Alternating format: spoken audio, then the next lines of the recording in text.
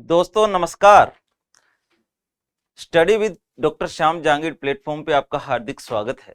दोस्तों आज सुबह जब मैं उठा तो दैनिक भास्कर में एक बहुत इंपॉर्टेंट न्यूज आई कि क्या आपका मोबाइल जो है आपकी स्पर्म क्वालिटी और आपकी जो फर्टिलिटी है उसको प्रभावित कर सकता है क्या। तो बहुत डिटेल में देखा, ऑलरेडी कुछ जानकारियां मेरे पास पहले से थी, फिर मैंने थोड़ा और रिसर्च कर लिया तो मुझे लगा कि इस पे एक वीडियो बनाना चाहिए क्योंकि हो सकता है ये इस बार के आरएस प्रीलिम्स में ऐसा क्वेश्चन आए। तो इससे कौन कौन सी परीक्षा उपयोगी जानकारियां निकल सकती है वो तो है ही, इसमें अवेयरनेस भी है दोस्तों। क्योंकि मोबाइल आजकल हमारी जिंदगी का सबसे अनिवार्य तत्व बन गया है। सब लोग मोबाइल रखते हैं और मोबाइल का यूज करना यूज नहीं करना उसका जो उसको लेके जो अनुशासन है वो उतना मेंटेन होता नहीं है। तो दोस्तों क्या आप जानते हैं कि हमारा जो मोबाइल होता है उसका एक रेडिएशन लेवल होता है और उससे ज्यादा रेडिएशन लेवल यदि चला जाए तो वो बहुत दिक्कत करता है, आपके शरीर में कई तरह की जो है विसंगतियां पैदा कर सकता है। अब ये जो रेडिएशन लेवल है ये कैसे पता करें। देखिए दोस्तों, जिस कंपनी का आप मोबाइल लेते हो उसकी साइट पे जाके आप उसका ये वाला जो है लेवल पता कर सकते हैं कि उसका रेडिएशन लेवल क्या है। आप एक आज मैं और तरीका भी बताऊंगा आपको, उससे भी आप पता कर लेंगे। ठीक है, या लिख के बताऊंगा, आप जैसे ही उसे अब जो है डायल करेंगे इमीडिएटली आपके मोबाइल का जो है वो रेडिएशन लेवल आ जाएगा। ठीक है, इसके अलावा आपके सेटिंग जो होती है मोबाइल की उसमें भी लिखा रहता है दोस्तों कि हम जो मोबाइल इस्तेमाल कर रहे हैं उसका रेडिएशन लेवल क्या है और हमें कितना खतरनाक वो जो है हमारे शरीर के लिए रहता है और क्या क्या उससे नहीं होगा। कई बार यदि आरपीएससी मान लीजिए ये कहे कि जो मोबाइल के रेडिएशन लेवल से ये सब हो सकता है और नीचे लिखे कि ऑल ऑफ दी अबव कि सारे हो सकते हैं, तो उसमें कुछ चीजें जो नहीं भी होंगी, जैसे इस रेडिएशन से डीएनए चेंज नहीं हो सकता। ठीक है, तो वो स्टेटमेंट गलत हो जाएगा। तो ऐसी जानकारियां भी हम निकालेंगे। और क्या इसको मापने के लिए कोई अनेक अन्य विधि बनाई गई है तो उसकी यूनिट क्या है, उसका मतलब क्या है, वो सारा देखने वाले हैं। मैंने यहां आपकी सुविधा के लिए ये लिख के रख लिया है पहले ही, ताकि हमारा टाइम वेस्ट नहीं हो। ठीक है दोस्तों, तो पहली बात तो ये है कि जब हम मोबाइल इस्तेमाल करते हैं उसको मोबाइल कम्युनिकेशन से हम संबोधित करते हैं और वो हमारी इलेक्ट्रोमैग्नेटिक रेडिएशन है जिसे हम क्या कहते हैं, ईएमआर। दोस्तों याद रखना है, इलेक्ट्रोमैग्नेटिक रेडिएशन। ठीक है, इलेक्ट्रोमैग्नेटिक रेडिएशन। ठीक है, और इलेक्ट्रोमैग्नेटिक रेडिएशन का मतलब होता है ऐसी रेडिएशन जिसको बहने के लिए, जिसको चलने के लिए माध्यम की आवश्यकता ही नहीं होती। इसका सोर्स सूर्य है दोस्तों, सन जो है इसका मुख्य सोर्स है, वहां से ये आती है। शॉर्ट में इसको हम कहते हैं ईएमआर, इलेक्ट्रोमैग्नेटिक रेडिएशन। लेकिन जब सरकार की भाषा में आप बात करेंगे, तकनीकी भाषा में भी आप बात करेंगे, आप एडमिनिस्ट्रेटिव लैंग्वेज में भी बात करेंगे, तो इसका नाम आ जाता है दोस्तों स्पेक्ट्रम। ठीक है, आपके सरकार जो है स्पेक्ट्रम बेच रही है। तो पहले तो हम ये देखेंगे कि स्पेक्ट्रम भी क्या होता है। ठीक है, हमारे चारों ओर के वातावरण में बहुत सारी रेडिएशन फैली हुई है दोस्तों, उसी का नाम स्पेक्ट्रम है। वो कौन कौन सी रेडिएशन है मैं अभी आपको बना के बताऊंगा। दूसरा, फिर उस स्पेक्ट्रम में से कौन सा ऐसा स्पेक्ट्रम है जो कम्युनिकेशन स्पेक्ट्रम है, जिसका इस्तेमाल मोबाइल टेलीफोनी से लेकर दूसरे टाइप के कम्युनिकेशन में होता है। इवन रिमोट सेंसिंग सैटेलाइट भी यदि धरती से कोई चीज खोज रहा है धरती पर, तो वो कौन सा वाला रेडिएशन इस्तेमाल करता है, ये सारी बातें अपन देखेंगे। चलिए सबसे पहले हम समझने का प्रयास करते हैं कि स्पेक्ट्रम क्या होता है, फिर उस स्पेक्ट्रम का कौन सा भाग है जो कम्युनिकेशन स्पेक्ट्रम के रूप में जाना जाता है, उसमें कौन सी रेडिएशन होती है और हमारे मोबाइल में कौन सी होती है उसकी अपन बात करते हैं। फिर जो यूनिट बनाई गई स्पेसिफिकली रेडिएशन को मेजर करने के लिए वो क्या है, उसके क्या मानक है, जो है भारत में टेलीकॉम मिनिस्ट्री इसको लेके क्या कहती है, डब्ल्यूएचओ क्या कहता है, वो सारी बातें करने वाले हैं। चलिए दोस्तों सबसे पहले हम बात करते हैं स्पेक्ट्रम की। स्पेक्ट्रम, स्पेक्ट्रम जैसे देखो दोस्तों एक अरेंजमेंट है रेडिएशन का, उसी का नाम स्पेक्ट्रम है। देखिए सबसे पहले हम बात करेंगे विजिबल लाइट की। कौन सी लाइट की, विजिबल। ये जो लाइट आप देख रहे हो, मैं आपको, यदि आप मुझे मिले तो मैं आपको देख सकता हूं, आप अभी मुझे देख पा रहे होंगे। ये सब विजिबल लाइट का कमाल है दोस्तों। विजिबल लाइट नहीं रही होती तो हम एक दूसरे को आसानी से देख भी नहीं सकते थे, यानी हमारी आंखें इसके लिए सुगराई है, हमारी आंखें सेंसिटिव है, वो इसको कवर कर लेती हैं और हमें दिखाई देता है। तो पहला बात करते हैं अपन विजिबल की। फिर जरा विजिबल से इस तरफ चलते हैं हम, विजिबल से कहां चलते हैं, इधर। तो सबसे पहले आप देखोगे आईआर। आईआर का मतलब होता है दोस्तों इंफ्रारेड। क्या मतलब होता है, इंफ्रारेड, जिसे हम अवरक्त कहते हैं। ये जो है दृश्य है, इसका मतलब क्या है, दृश्य, इसका मतलब है दृश्य। ये इंफ्रारेड है जिसे हिंदी में अवरक्त कहा जाता है। इधर और जाएंगे आप तो आप पाएंगे कि यहां पर है माइक्रोवेव। कौन सी है दोस्तों? सूक्ष्म किरणें या सूक्ष्म विकिरणें, माइक्रोवेव। और फिर इसके बाद आप इधर आएंगे तो आप पाएंगे रेडियो वेव को। किसको पाएंगे दोस्तों? Radio wave. ठीक है, microwave, radio wave, IR, visible, ये एक अरेंजमेंट है। अब थोड़ा इधर चल के देखते हैं क्या होता है। देखें, यहां पर आता है एक अरेंजमेंट जिसका नाम है यूवी, जिसे आप परावैंगनी कहते हो। ओजोन के क्षरण होने से यही धरती पे आने लगती है। ठीक है, उसके बाद बात करते हैं दोस्तों हम एक और रेडिएशन की जिसका नाम है एक्सरे। क्या नाम है? एक्सरे। आपको पता है आप सबका कभी ना कभी एक्सरे हुआ होगा। ठीक है, आपका नहीं तो घर में किसी सदस्य का हुआ होगा। तो एक्सरेज। उसके बाद आती है दोस्तों गामा। उसके बाद क्या आती है? Gamma, gamma rays. उसके बाद आती है कॉस्मिक, कॉस्मिक रेज। ये जो पूरा ये सारी की सारी रेडिएशन धरती पे आती है सूर्य के माध्यम से दोस्तों, और इनको एक जगह से दूसरी जगह जाने में माध्यम की आवश्यकता नहीं होती। क्यों? क्योंकि ये नॉन मैकेनिकल रेडिएशन है। कैसी है दोस्तों? नॉन मैकेनिकल वेव, यानी अयांत्रिक। क्योंकि मैकेनिकल यांत्रिक तो वो होती है जैसे मेरी साउंड वेव आप तक आ रही है, ये वाली। ठीक है ना? तो आपको ध्यान रखना है। अब यहां जो चीज आपको सबसे ज्यादा ध्यान में रखनी है वो देखें आप। यदि मैं इस तरह से आगे बढ़ूं, यानी यहां से स्टार्ट करके इधर को जाता हूं, आपको याद रखना है हमेशा, यहां कई सवाल क्लियर हो सकते हैं आपके। यदि मैं इधर से इधर जाता हूं तो दोस्तों क्या होगा? होगा कि यहां ऊर्जा बढ़ेगी। क्या बढ़ेगी दोस्तों? ई, ऊर्जा बढ़ेगी। ठीक है, और साथ ही क्या बढ़ेगी दोस्तों? फ्रीक्वेंसी। साथ ही क्या बढ़ेगी?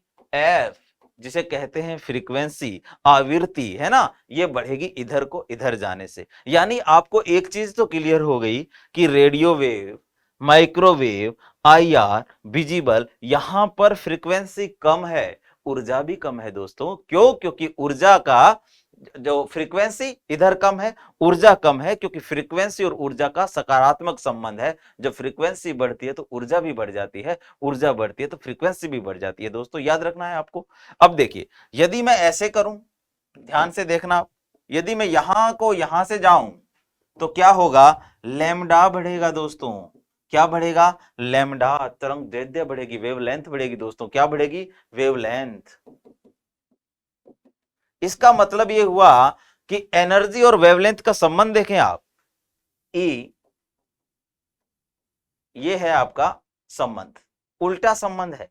यानी एनर्जी बढ़ती है तो लैम्डा कम होगा, और लैम्डा बढ़ता है तो एनर्जी कम होगी। ठीक है, इसका मतलब इधर लैम्डा ज्यादा है तो एनर्जी कम है दोस्तों, और ज्यादा एनर्जी वाली रेडिएशन का इस्तेमाल आपके शरीर को बहुत सारे हानिकारक प्रभावों से सामना करा सकता है। इसलिए कम ऊर्जा वाली विकिरणों का इस्तेमाल होता है। किसके लिए? कम्युनिकेशन के लिए। तो देखें दोस्तों, अब इनका यूज देखना आप 1 मिनट के लिए।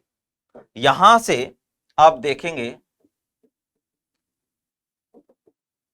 ये वाला एरिया जो है ये कम्युनिकेशन स्पेक्ट्रम है। ये क्या है? Communication spectrum. याद रखना है आपको। अभी जब से आपका आ गया है ये लाइट डिटेक्शन वाला जो आ गया है, वो विजिबल लाइट का भी इस्तेमाल करता है, एलईडी बेस्ड जो वाईफाई है वो वाला, इसका भी इस्तेमाल होना है। लेकिन इससे इधर नहीं जाते हैं क्योंकि इधर ऊर्जा ज्यादा है ना। तो सामान्यतः कम्युनिकेशन स्पेक्ट्रम ये है। क्यों? क्योंकि रेडियो वेव इस्तेमाल करते हो आप अपने मोबाइल में, रेडियो में, टेलीविजन में। माइक्रोवेव का भी इस्तेमाल आपके मोबाइल कम्युनिकेशन में होता है, वाईफाई में होता है, बहुत लॉन्ग रेंज के संचार करने हो, या घर में जो माइक्रोवेव ओवन होता है उसमें होता है दोस्तों। ठीक है ना? फिर आईआर, आईआर का इस्तेमाल आपका रिमोट है, टीवी का रिमोट है, आपका एसी का रिमोट है, या फिर आपके सुदूर संवेदी उपग्रह या रिमोट सेंसिंग सैटेलाइट धरती पर जो संचार करते हैं आईआर और माइक्रोवेव के माध्यम से ही करते हैं दोस्तों। तो ये आपका कम्युनिकेशन स्पेक्ट्रम है, इसकी ऊर्जा कम होती है, इसीलिए हमें कोई नुकसान नहीं होता है, सामान्यतः फील भी नहीं होता है ना। कभी ऐसा नहीं लगा होगा कि आपके स्किन में, टिश्यूज में जलन हुई हो। क्यों? क्योंकि ऊर्जा कम है ना। लेकिन इधर को जाओगे तो बड़ा खतरा है। देखिए ओजोन के अपक्षय से यूवी धरती पर आती है, इसी से तो बचना है, इसीलिए मॉन्ट्रियल आ गया, इसीलिए वियना आ गया, इसीलिए किगाली आ गया। ये समझौते हैं ओजोन परत के अपक्षय को बचाने के लिए, ओजोन डिप्लेशन से बचने के लिए। एक वीडियो डाला है मैंने ओजोन अपक्षय भी, आप देख सकते हैं। देखिए तो यहाँ जो यूवी है वो खतरनाक है, स्पेशली यूवी। यूवी 3 तरह की होती है, यूवी खतरनाक है बहुत ज्यादा। फिर एक्सरे देखिए, रोज एक्सरे नहीं कराए जाते हैं, सालों में एक आध बार जरूरत पड़ती है, रोज कराएं तो आप रेडियोग्राफर की जिंदगी देखिए। आजकल तो थोड़ी फैसिलिटेट हो गया है रेडियोग्राफर की लैब जो है, लेकिन पहले बहुत दिक्कत थी, है ना, असामयिक मृत्यु हो जाया करती थी। गामा रेज का इस्तेमाल दोस्तों होता है आपके कैंसर के उपचार में, जिसे रेडिएशन थेरेपी बोलते हो आप, गामा रेज का इस्तेमाल होता है। कई बार ये कैंसर कोशिका को नष्ट करने के अलावा नई कैंसर पैदा कर सकती है, तो इसके अपने खतरे हैं। कॉस्मिक रेज, सुनीता विलियम्स फंसी हुई अंतरिक्ष में, क्या खतरा है कैंसर का, क्यों, क्योंकि वहां कॉस्मिक रेज है, वो अंतरिक्ष में पाई जाती है, बहुत ज्यादा ऊर्जा वाली।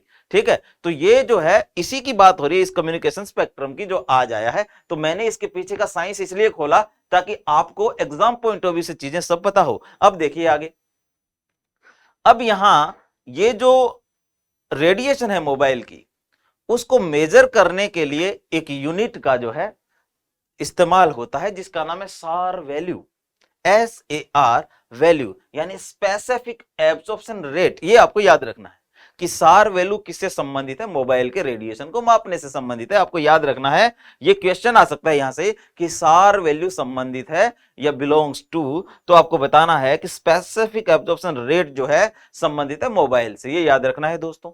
अब यहां पर इसकी एक सेफ वैल्यू है, भारत का जो डिपार्टमेंट DOT है, डिपार्टमेंट ऑफ टेलीकम्युनिकेशन, उसके अनुसार भारत में जो सेफ वैल्यू की अवधारणा है वो है कि 1.6 वाट पर केजी, कितना, 1.6 वाट पर केजी हो या इससे कम हो तो सुरक्षित है, इससे ज्यादा जाते ही हानिकारक होने लगती है, ये बहुत ज्यादा जो है नुकसान पहुंचा सकती है हमारे शरीर को। अब ये क्या है, ये यूनिट है वाट प्रति किलोग्राम, ये यूनिट भी आपको याद रखनी है, क्योंकि ये भी पूछा जा सकता है कि इसकी यूनिट का है क्या है।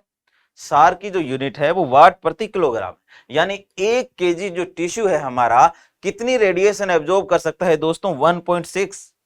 ठीक है, याद रखना है 1.6 वाट पर केजी जो है यूनिट इसलिए है कि 1 केजी टिश्यू इतनी वेव को एब्जॉर्ब कर सकता है, इससे ज्यादा नहीं कर सकता, और करनी पड़े तो आप वजन उठा लीजिए, जरूरत से ज्यादा नुकसान होगा कि नहीं, वैसे वाला यहां होगा। याद रखना है कि सार वैल्यूज को ही जो है मापा जाता है। ठीक है भाई, क्यों, क्योंकि हमें मोबाइल की रेडिएशन का पता करना है। आपका जो मोबाइल है ना दोस्तों, हर 3 सेकंड में खुद को एक्टिवेट करता है, और जब वो एक्टिवेट करता है तो सार बढ़ जाता है, और जो थोड़ी देर बाद सार घट जाता है। या आप ज्यादा इस्तेमाल करते हो मोबाइल का तब भी सार बढ़ जाएगा, कई फंक्शन यदि आपके मोबाइल में एक साथ चल रहे हैं तब भी सार बढ़ जाएगा।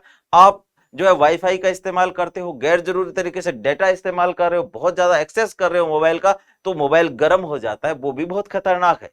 ठीक है ना, उस समय भी जो है SAR जो है स्पेसिफिक एब्जॉर्प्शन रेट जो है बढ़ जाती है, जो कि आपके स्वास्थ्य के लिए हानिकारक है। इसलिए यहां पर अनुशासन आना बहुत जरूरी है ना। बीइंग अ स्टूडेंट तो बहुत ज्यादा अनुशासन जरूरी है। किसी भी टॉपर की बात सुन लीजिए कि मोबाइल का यूज किया ही नहीं, उसने बहुत कम किया तो भी प्रतियोगिता परीक्षा की तैयारी के लिए किया, तो अनुशासित होना चाहिए, इससे भी बचाव होगा। फिर आगे देखें, अब ये जो सार है यदि ये बढ़ जाए, इसके बढ़े हुए लेवल आ जाए, तब क्या होगा, बढ़े हुए लेवल्स में ये होगा कि हानिकारक प्रभाव में पहला तो आपको याद रखना है कि नींद कम आएगी, बार बार आंखें खुलती रहती है।